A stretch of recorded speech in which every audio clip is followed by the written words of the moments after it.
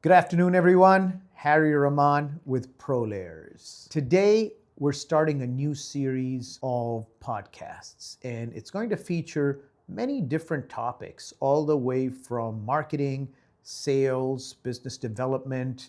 What I've realized in this industry is that there are a lot of technical podcasts, right? There are a lot of different shows, there are a lot of different groups that talk about the installation side, but they're not enough on the business side. From those of you that remember, I used to do the Veloce Dealers podcast, the Super Thursdays, about 5.5 years ago, and I wanted to start another series. And in this series, my goal is not to sell you a product. It's not to promote a product. There's no doubt that I work for ProLayers, and ProLayers is my new entity. We're doing some amazing things, but that's not what this podcast is about, right?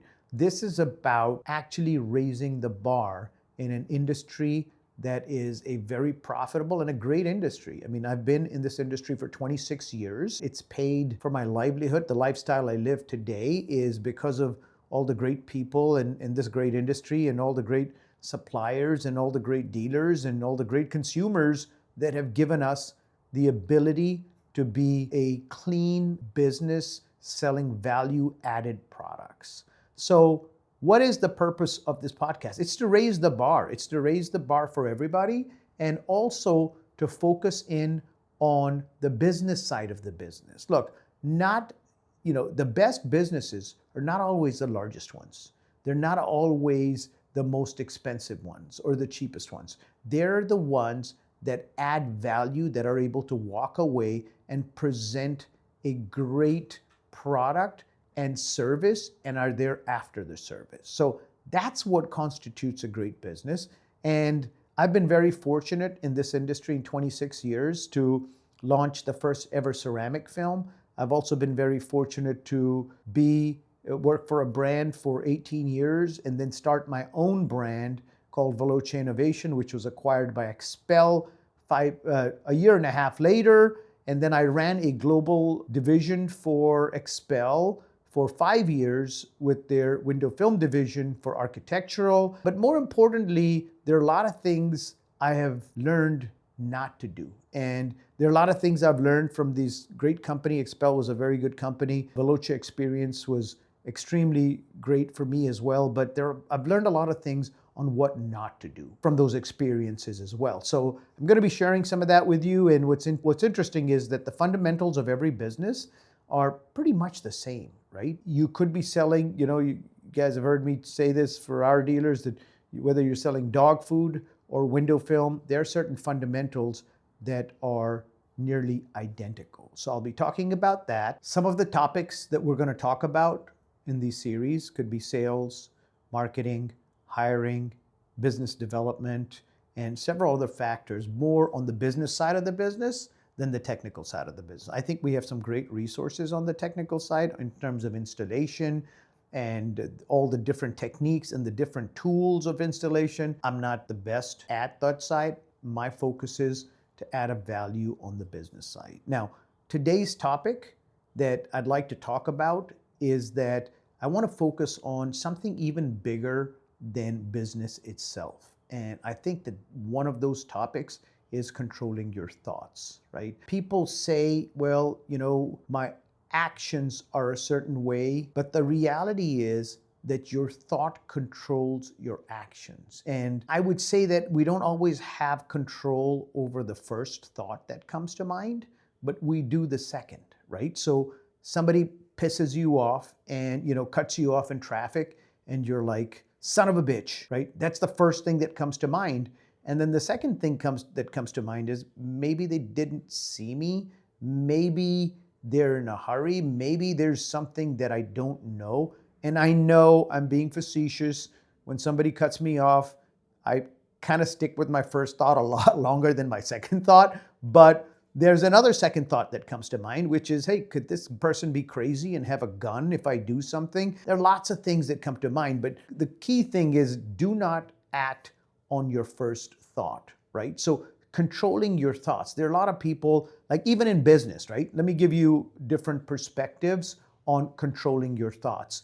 You lose a project, whether it's automotive for a car or for a house, whatever it is, you lose a project and your end customer goes somewhere else. The first thought is, and let's say you lose it to a cheaper price. Maybe somebody did a car for $200, $199 for the whole car. And let's go throw it in the windshield while we're at it. You lose that job, and the first thing that comes to your mind is, hell no, I'm not going that low. You know what? For that kind of money, they can have that customer. I'm not gonna go down to 200. My time is worth more than that, right? Okay, you think about that for a while. That's one perspective. Another thought could be, and again, you can control your thought, right? You can really control your thought because you have control over your thought. Maybe not your first thought, but your second thought. The second thought, maybe a second person may think that, okay, if I keep letting this other competitor do this to me, then they know what I'm not willing to do and they're gonna take all my customers. They're gonna keep doing this. So maybe I should do something different. The third thought, maybe a third perspective could be that, all right, maybe I need to look in the mirror and see, okay, I lost that job for 200. I'm not going to get all the jobs, but what can I do? Maybe I didn't add enough value. Maybe I didn't show the customer a reason to spend more than 200. Maybe it's, what could I have done, right? So again, you don't have control over that customer leaving. You do in the thought process of, where you're at and how you handle it. Now, keep in mind that some people think that, okay, my actions are my actions, but the reality is that all actions started off with a thought, positive and negative. Now, I want you to go back and think about the day you wanted to start a business, okay? It was a thought. And what happened was, if you start off with a positive thought, then positive actions follow. If you start off with a negative thought, negative actions follow. So when you thought about starting your own business, it was a thought and you manifested. You kept on going and kept on going and kept on going. So my thought process is, if you want great actions, start off with a great thought. If you start off with a great thought, you will manifest those thoughts into great action. So when you get up in the morning, right, don't get to all the operational things that you need to do in your office. Start off with a great thought. Start off with what you want to get accomplished, right? And start off with a dream. Start off with, what does a perfect day look like, right? And what does a great day, if not perfect, a good day look like, right? And then kind of work from there. And what you'll see is you will keep following those thought processes because you already started off with, hey, this is what I'd like to see. And I'm a big dreamer. People, my wife knows we can't afford anything like it, but I look at houses for sale that are 10, 15, 20, $30 million in Houston. I love to look at them. I will sit, on the real estate and I'll just look. And there's no way I can come, even I think my entire neighborhood probably doesn't cost $5 million, but that's not the issue, right? I love to dream. So I start off with that dream because I love houses.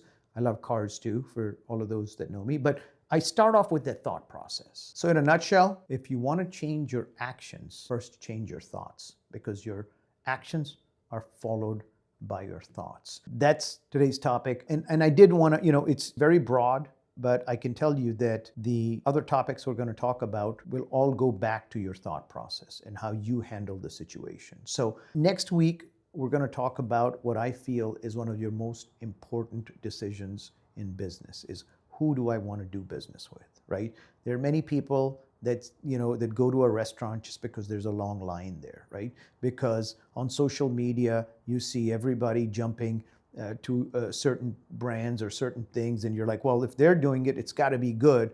And the reality is that before, they may be good, I'm not saying they're not, but your inner values have to align with your outer values, right? And what I mean by that is, before you can pick before you make the decision of who you're going to do business with. Now, if you're already doing business with a company, I'm going to share with you 4 to 5 different things that you should ask them that will tell you if you are a fit for that brand and part of the future of that brand, or if you're a stepping stone for that brand, right? Having been associated with multiple brands, there are a lot of things I've learned. And one of the thought processes that I had to follow at ProLayers was that we're not going to have conflicts of interest. That's one of the fundamental parts. Our business is dealer-centric. We are going to work around our dealers. Right? Why am I bringing this up?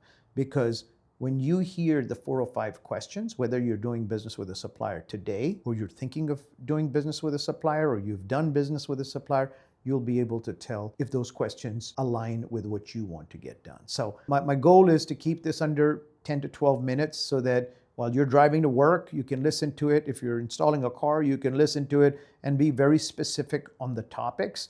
The topics are not meant to give you a lifeline or a magic pill. The goal of this topic is to expand your mind so that no matter what it is that you do, whether it's in your personal life or your professional life, that you're able to do it better. I've been very fortunate. This industry has been very kind to me. So I'm not doing this because I want to sell you trainings. I'm not doing this because I want to sell you our products. Would love for you to do business with you. Separate issue altogether. But I'm doing this because this is a great industry and we need to raise the bar. So till next time, have a great evening.